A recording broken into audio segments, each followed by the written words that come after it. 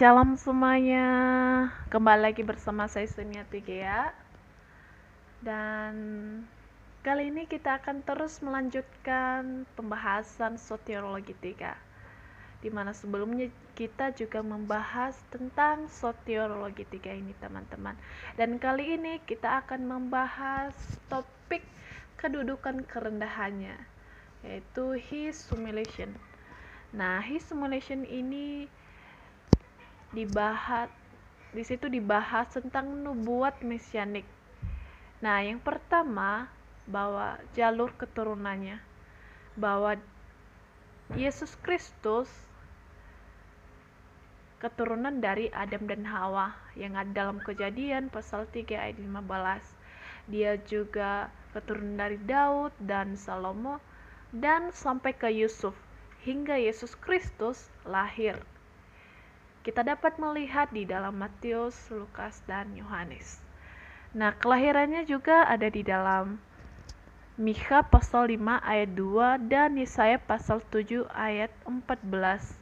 Kehidupannya di dunia.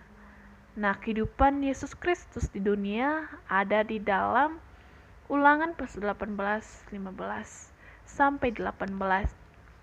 Nah, kematiannya juga telah dinubuatkan di dalam Mazmur pasal 22 ayat 1 sampai 21 dan Yesaya pasal 53, di mana dia menyatakan di situ bahwa dia juga sama seperti manusia mati di atas kayu salib.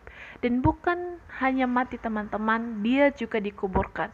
Oleh sebab itu teman-teman, bahwa Yesus Kristus juga sama seperti kita. Nah, kita akan membahas sedikit tentang kemuliaan. Sejak kapan sih Yesus Kristus mengenakan tubuh kemuliaan? Apakah dia sejak lahir? Apakah tubuh kemuliaan itu tidak dia kenakan? Atau pada saat dia ada di surga bersama-sama dengan Bapa? Nah, tubuh kemuliaan ini teman-teman, kita harus mengerti. Tubuh kemuliaan ini merupakan suatu hal yang suci, tidak berdosa, dan merupakan kehadirat Tuhan Yesus di dunia yang tanpa berdosa. Sudah saya jelaskan tadi bahwa kemuliaan adalah sesuatu hal yang tidak berdosa, tidak bernoda, dan suci, kudus. Nah, sejak kapan sih Tuhan Yesus mengenakan tubuh kemuliaan ini? Sejak dia menjadi manusia.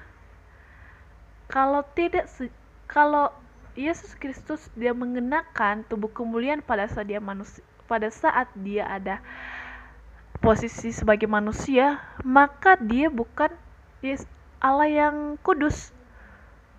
Oleh sebab itu perbedaan kita antara Yesus Kristus dengan manusia, di mana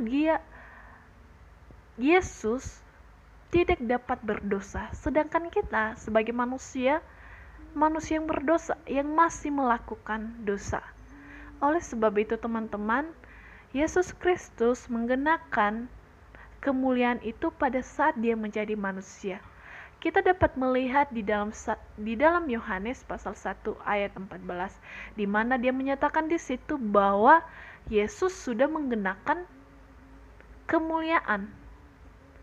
Nah, apakah kita juga bisa mendapat kemuliaan yang seperti hal yang sama yang diberikan kepada Yesus Kristus?